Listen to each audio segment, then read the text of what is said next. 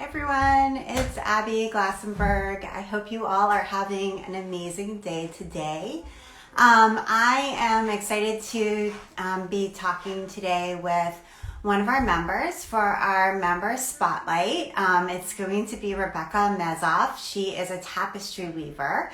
So I'm very excited to learn a little bit more about weaving and tapestry weaving in particular from her. She has a new book out with Story. So she'll be joining us shortly. And before then, I'll just tell you a little bit about what we've been working on here at Craft Industry Alliance. So let's see. First of all, we have a new podcast episode coming out in the very first week of January. And it is with Polly Leonard, who is the founder and editor publisher of Selvage Magazine. I was so excited to talk with Polly. I don't know about you, but Selvage is definitely one of my favorite magazines. It is absolutely beautiful. I always ooh and ah over it when I go to Barnes & Noble. So it was amazing to be able to talk with her about her vision for Selvage. She actually started that magazine from her kitchen table and makes basically like every decision about it. It's kind of amazing. So definitely tune this week of January. So that's coming up soon.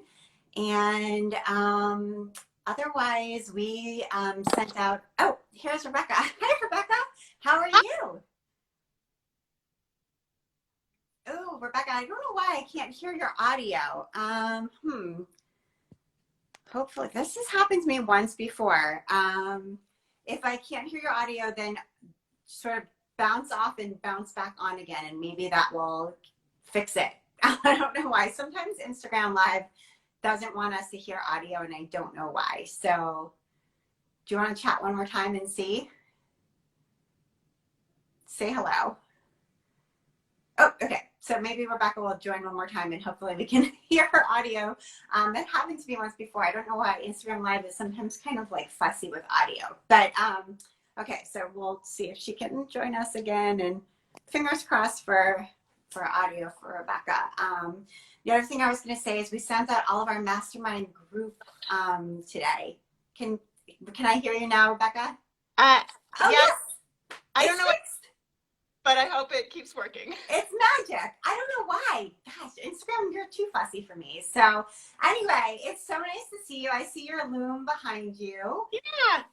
Yay, that is so cool. So Rebecca, tell us a little bit about, I know you kind of come from like ancestors who were weavers basically, so which is like really just incredible. So tell us a little bit about sort of how you came to weaving in your life. Okay, great. This loom behind me belonged to my grandfather. He was actually an engineer for his whole life, and my grandmother was a weaver. She got interested in weaving probably in her 40s when her kids were grown, and she did tapestry and all kinds of other weaves. And after my grandfather retired, he got interested and started weaving rugs. And this is a Harrisville Designs rug loom, which had a shaft switching mechanism on it. So you can make rugs that have pictures. Basically, you're just switching which weft is coming forward, and you can make sort of two-color pictures or whatever. So anyway, when my grandparents had to move to assisted living, oh gosh, it must have been 12 years ago, something like that, they gave me their looms. So I have Grandpa's loom, and I don't know if you can see over there, with the Christmas lights on it. Yeah, that's decorated. My grandmother's tapestry loom. So anyway, they were weavers when I was growing up, and I was interested in that, but I never got the chance to weave until I became an adult and could afford to buy my own loom, which I actually sold when I got this one. But that is so cool to inherit looms from your grandparents. I just think that's super cool. And you have a major in occupational therapy, correct? So you didn't actually like major in art or major in textiles, and neither did I. But lots of people kind of go down that path, but you kind of went down maybe a little bit more of a practical path, career-based path, something like that, some people might say, and then kind of realize that this is actually what you wanted to do, and then apprentice with a master weaver. Is that right? That is correct. Yeah, I was I was always interested in crafts. I always knitted and I made stuff when I was a kid. But of course, there was this very practical streak in my family, and they wanted me to do something that I could make a living at. And so I went to school. My undergraduate degree was in music, Okay. which is kind of fun. But I always was going to go into OT school because I thought I could use crafts in that discipline, which I Sure. did. Um, so anyway, I was in OT for 17 years. Wow, that's a long time. Yeah, I left the profession in 2014 when I started my online school. Always thinking, well, I will have to go back. I'll have to keep working as an OT. But the online tapestry weaving went well enough that I never went back to OT. So, Wow, that's amazing. So tell us a little bit about the online school. Like what kinds of classes are you teaching online? What platform are you teaching? Are they like asynchronous classes, synchronous classes, a combination? Sort of how does that work? I teach, most of my classes are asynchronous, so you could sign up at any time and take them. I do have a design class that I teach that starts every January and has 6 modules, and those do have parts that, I mean, you can sign up for it later if you want to watch recordings, but that class has parts that are, group meetings and sort of working through some of the exercises together. Mostly what I'm teaching is most of my classes are for beginner or advanced beginner tapestry weavers, and the design classes for more intermediate people.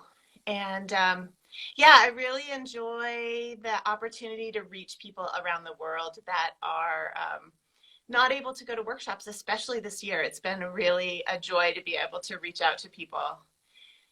I use a platform called Pathwrite, which is I've not never what, heard of that one. That's so yeah, cool. it's spelled Pathwright, as in you're making a path. Okay. Uh, I really like it. It's run by a group of really smart young people in Texas. And I didn't realize when I started using them, I don't even think Thinkific or Teachable was a platform back then. And so these young people were really committed to good customer service, and now their platform, it works really well. I like it. It never crashes. They're always there if I have a question. So I've kept using them because I think they're really good to their customers. That's great. Yeah, customer service is huge. And I did a class on Teachable, and I have to say, I did have a couple of questions, and it was a little bit hard to get in touch with them. This was a while back, so maybe they've gotten better, but I think customer service is a huge piece of this. So, okay, so that's great. And these are classes for people who already own a loom, but they want to like develop their skills and get better. Is that, I mean, Kind of, yeah. I definitely have a lot of students who are brand new, who are like, I don't know what loom to buy. I don't know what yarn to oh, use. okay. And so I do have 2 classes where I start there, as in, here's the options. This is why you might pick one over the other. These are the best yarns for what you want to do, that kind of thing. Okay, great. So people who are really pretty much at the beginning stages but know they want to give this a try. That's Yeah. great. And you have a new book out. Do you have one nearby that we can see? Okay, this is great. So it's really it's backward. Yeah, So I don't want to mess with Instagram, I'm afraid. I know it's so hard with Instagram, but it's the art of tapestry weaving, and it's out by Story, which is one of my I love Story. They're out in Western Mass, and I've been out to their headquarters, and they're Craft Industry Alliance members as well, and they're just great people. So awesome publisher to go with. And tell us a little bit about what's inside the book for people who want to kind of check it out, because it really did just come out. It just came out at the beginning of November. This book, I've been working on it for about 3 years, I think. Oh, wow. Yeah, it's finally done. That's a long time to work on a craft book. It's 300 pages, and it's sort of, it was a big project. Yeah.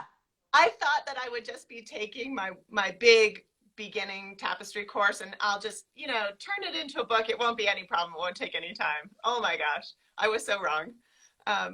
But Story was amazing, and they are such an incredible publisher. And I had a really amazing editor, Michael Lumsden, and a team that really helped me craft the book to something that I think is really usable. What I like about the way that Story does sort of craft or DIY books is that they're very current in terms of how people learn. Like, we're used to our cell phones and little bits of information. And the tapestry techniques books that are out there are very much narrative based. It's like you have to read pages of text to figure out what's going on. And those are about 20 years old now. There hasn't been a new one in all that time. So I really wanted to put out something that new people could use that worked with the way we learn today. So it's a lot of step by step with images about how to do tapestry weaving. That's great. And the other thing I love about Stories books is they never go to print. Yes. Which is just an amazing thing if you think about it. I mean, they have books that have been in print for decades.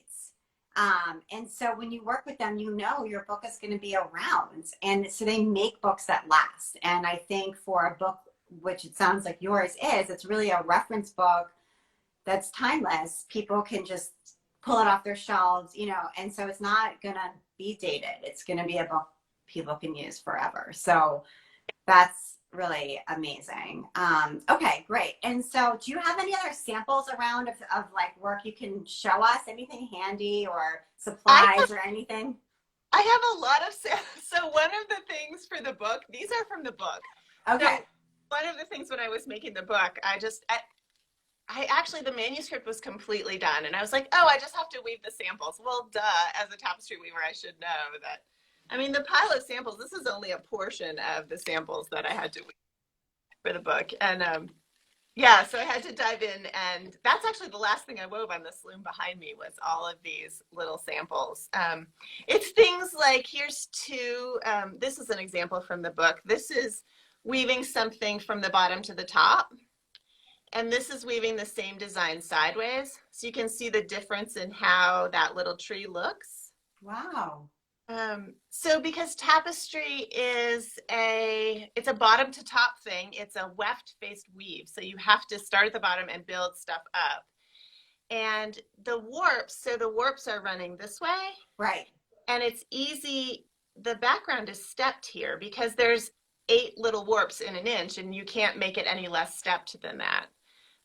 So that's why this one looks stepped and looks straight. Right. So there were a lot of little samples like that were fun. Like this one is an example of set. This is 12 ends per inch and this is 6 ends per inch. And the pattern is the same, but what you create is quite different depending on the materials in the loom and how widely spaced the warps are. And so those are the kind of tricks that I was trying to get at I mean, I talk about that all the time in my online classes, but I definitely was trying to get those things across in the book also. Yeah, and it helps just these visuals to wrap your brain around what it's going to look like when you make these small changes. Or yeah, absolutely. It's just a new way of thinking. Yeah, it is. It's a tapestry brain thing. You have to learn to think.